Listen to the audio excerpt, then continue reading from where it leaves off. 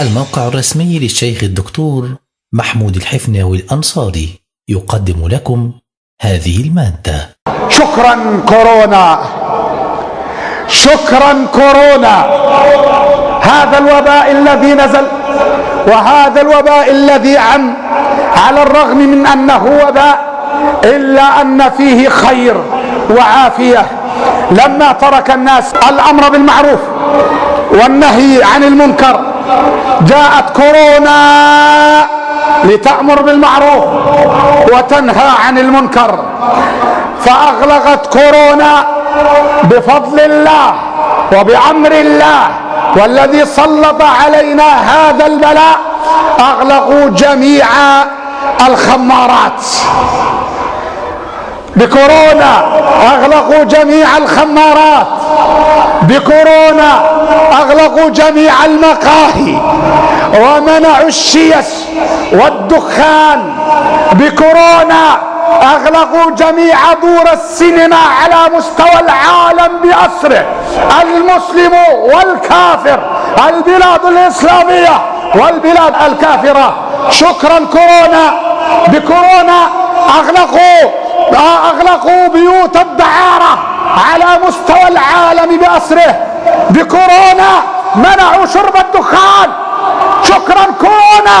بكورونا منعوا شرب الشيشة في جميع بلاد العالم بأسره. شكرا كورونا. بكورونا أغلقوا المراقص على مستوى العالم بأسره.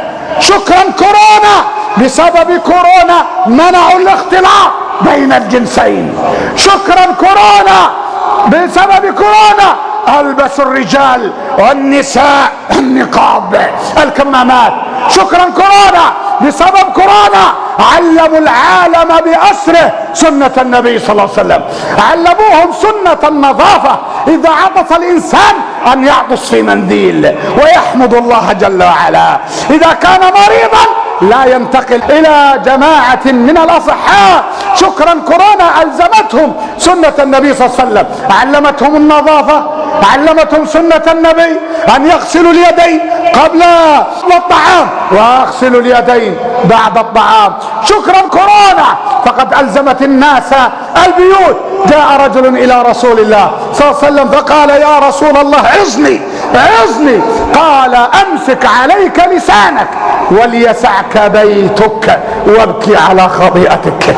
ألزمت الناس البيوت. جلس الناس مع أبنائهم، كان الأبناء والزوجات حرموا من آبائهم سنوات عديدة، فجاءت كورونا وأجلستهم في البيوت وألزمتهم الجلوس مع أبنائهم وأزواجهم ليشعروا بالدفء الأسري ويشعروا بالترابط الاجتماعي، ويشعر الأب بأبنائه ويشعر الأبناء بآبائهم. شكرا كورونا التي أمرت بالمعروف ونهت عن المنكر. لما امتلأت النوادي والمباريات بمئات الألوف من المشاهدين وخلت المساجد من البشر، أغلق الله المساجد في وجوههم، فلما أعرضوا عن الله أعرض الله عنهم.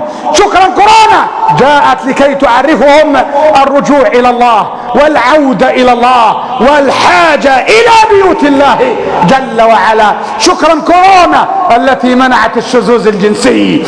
أين من كانوا يتبجحون وينادون بحرية الشذوذ الجنسي؟ أين من كانوا يتبجحون وينادون بالقبلات المحرمة؟ منعتهم كورونا من هذا كله. منعتهم كورونا من الزنا، منعتهم كورونا من القبلات المحرمة، منعتهم كورونا من الأحضان المحرمة. شكرا كورونا. شكرا كورونا.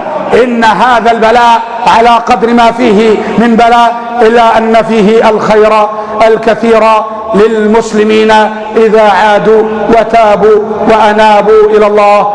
اللهم تب علينا فإنك أنت التواب الرحيم. جزا الله خيرا من ساعد على نشر هذه المادة. اللهم من نشر هذا المقطع اغفر له ذنبه وارفع به درجته واجعله لنا وله صدقة جارية وتقبله منا ومنه يا رحمن.